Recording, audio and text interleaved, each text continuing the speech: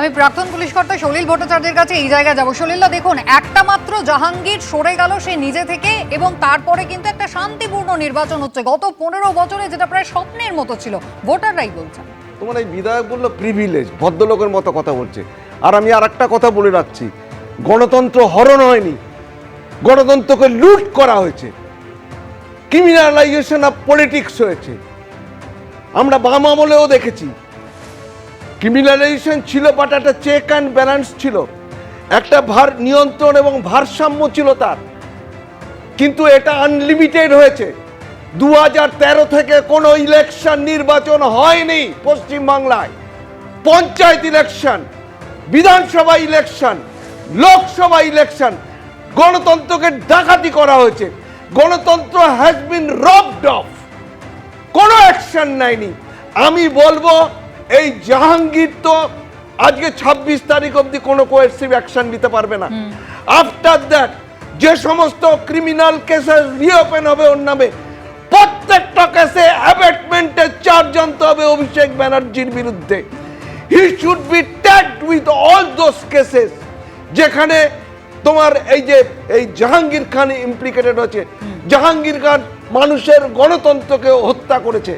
এখানে কোনো গণতন্ত্র ছিল না। কিন্তু সলিল, এখানে তো আরো একটা প্রশ্ন থাকবে। আমি দেবনারায়ণদার কাছে এই জায়গায় যাবো। দেবনারায়ণদা, শুধুই কি জাহাঙ্গীর খান প্রিভিলেজ? কি অনুব্রত মণ্ডল নন প্রিভিলেজ? কি উদয়ন গুহ ছিলেন না?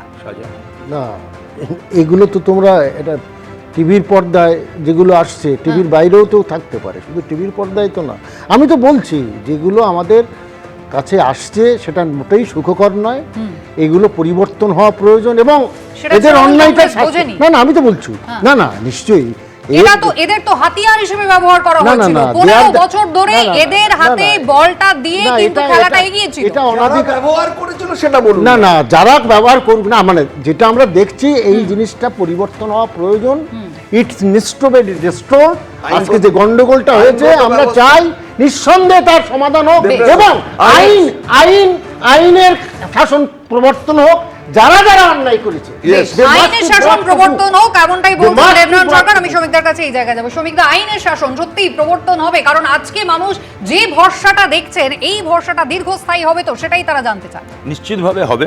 আর আপনারা এই জাহাঙ্গীরের কথা বলছিলেন না, লুকিয়ে গেছে কোথায়, ওকে খুঁজে পাওয়া যাচ্ছে না। বাঙাল ভাষায় একটা কথা আছে যে যেমন দেবা তেমনি দেবী। তো এক্ষেত্রে বলবো যেমন গুরু তেমনি তার চেলা, দুজনেই এখন উধাও। মানে এরা হচ্ছে এতদিন পর্যন্ত পুলিশকে নিয়ে দাদাগিরি করেছে। ওই যে দুজন মানে হচ্ছে ওই যে ছোকরা, কালীঘাটের ছোকরাটা যার বাড়ি ভাঙার দিকে যাচ্ছে, যার বাড়িটা অবৈধ নির্মাণ হয়েছে।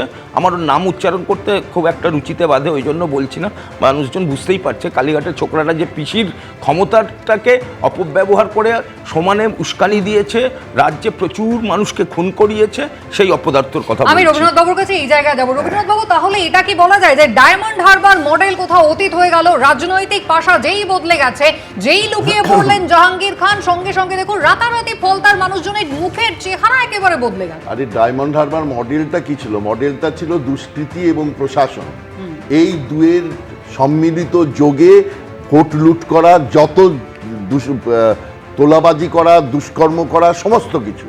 এবং তার এই জাহাঙ্গীর খানের বাড়ির নিচে জেড ক্যাটেগরি সিকিউরিটি দেওয়ার জন্য একটা পুলিশ থানার মতো বসিয়ে দেওয়া হয়েছিল। সুতরাং যে মুহূর্তে এই পুলিশ প্রশাসন চলে গেল, দুষ্কৃতিগুলো রাস্তায় পড়ে গেল। একটা কর্মীদের মনোবল জোগাতে কেন্দ্রীয় নেতৃত্ব, মানে অভিষেক বন্দ্যোপাধ্যায়, যার ডায়মন্ড হারবার মডেল শুনতে শুনতে আমরা ক্লান্ত হয়ে গেছি, তিনি একবার ফলতা ভিজিট করতে পারলেন না। সুতরাং যে যেমন নির্বাচনের আগে তৃণমূল কংগ্রেসের কোনো প্রচারই হলো না, একবার তিনি গেলেন না, আর ইনি তো 48 ঘন্টা আগে সরেই দাঁড়ালেন।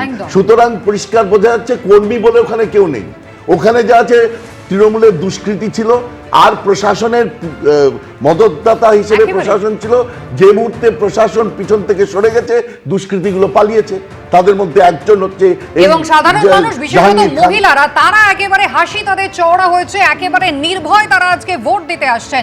সূত্রের খবর, মঙ্গলবার তৃণমূল কংগ্রেসের যে বৈঠক হয় সেখানে জাহাঙ্গীরকে নিয়ে দলেরই বিধায়কদের প্রশ্নের মুখে অভিষেক বন্দ্যোপাধ্যায় বলেন, জাহাঙ্গীর খানের পুনর্নির্বাচন থেকে সরে দাঁড়ানো নিয়ে তৃণমূলের তরফে এক্স হ্যান্ডেলে পোস্ট করা হয়েছে। সেখানে পরিষ্কার বলা হয়েছে, জাহাঙ্গীর খানের সিদ্ধান্ত সিদ্ধান্ত তার ব্যক্তিগত সিদ্ধান্ত, দলের নয়। তার এই ধরনের আচরণের নিন্দাও করা হয়েছে। কিন্তু অভিষেক বন্দ্যোপাধ্যায়ের এই বক্তব্য সন্তুষ্ট করতে পারেনি দলের বিধায়কদের একাংশকে।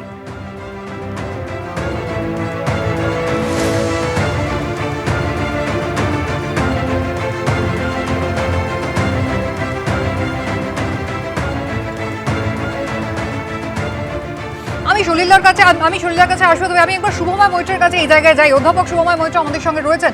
আর শুভময় দা, এটা কতটা বিশ্বাসযোগ্য যে জাহাঙ্গীর খান শুধুমাত্র নিজের ব্যক্তিগত সিদ্ধান্তে ভোটের 48 ঘন্টা আগে ভোটের ময়দান থেকে তিনি সরে দাঁড়ালেন, এবং সেখানে মমতা বন্দ্যোপাধ্যায় বলছেন যে অভিষেক বন্দ্যোপাধ্যায়ের সঙ্গে তার পরামর্শ করা উচিত। যদি তাই হয়, যদি এই সিদ্ধান্ত জাহাঙ্গীরের ব্যক্তিগত হয়ে থাকে, দল শুধু নিন্দা করে ছেড়ে দেবে? অতীত যা বলে তৃণমূল কংগ্রেসের, তারা দল থেকে তাকে বহিষ্কার করবে না? হ্যাঁ, দেখুন, সংসদীয় গণতন্ত্র যেভাবে চলে তাতে মানুষের এক জায়গায় থাকে তার ব্যক্তিসত্তা, আরেকদিকে তিনি ওই দলের একজন সদস্য বা একজন কর্মী বা একজন নেতা, বা এক্ষেত্রে তো তাঁর দলেরই ঋতব্রত বাবু যেটা বললেন, অত্যন্ত প্রভাবশালীর ইংরেজি অবশ্যই প্রিভিলেজড নয়।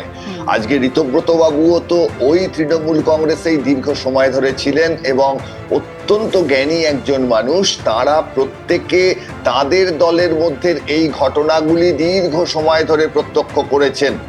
অর্থাৎ আজকে যখন পরিবর্তিত পরিস্থিতিটা কারা সৃষ্টি করলো?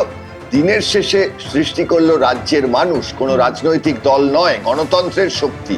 আজকে এই গণতন্ত্রের শক্তি, মানুষের শক্তি যদি এই পরিবর্তন না করত, তাহলে কিন্তু ঋতব্রত বাবু এই বক্তব্যটি রাখতেন না।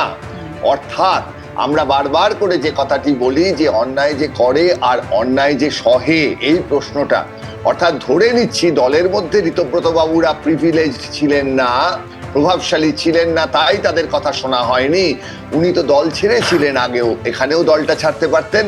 অর্থাৎ তৃণমূল কংগ্রেসের ক্ষেত্রে যারা এখন বলবেন যে তারা এগুলো জানতেন না, তারা এগুলো শোনেননি, সেক্ষেত্রে তাদের রাজনৈতিক বক্তব্য এটা হতে পারে। কিন্তু অন্যান্য বিরোধী দল বা সাধারণ মানুষ এবং আমাদের যে প্রশাসন, তারা কিন্তু খোঁজার চেষ্টা করবে যে কারা এই বিষয়গুলো মেনে নিয়েছিলেন। অর্থাৎ একইভাবে বলতে হয়, আজকের দিনে তো বিজেপি ক্ষমতায়, আজকে আমরা সবাই মিলে যদি বিজেপি হয়ে যাই, এখন তো তৃণমূলের অনেকে হওয়ার চেষ্টা করবেন, এবং সংসদীয় পদ্ধতিতে তাদের সমালোচনা করার জায়গা থেকে সরে যাই, তাহলে কিন্তু আমরা বিজেপির উপকার করব না।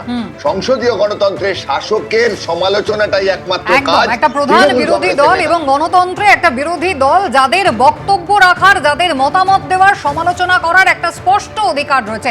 এবিপি আনন্দ, এগিয়ে থাকে, এগিয়ে রাখে।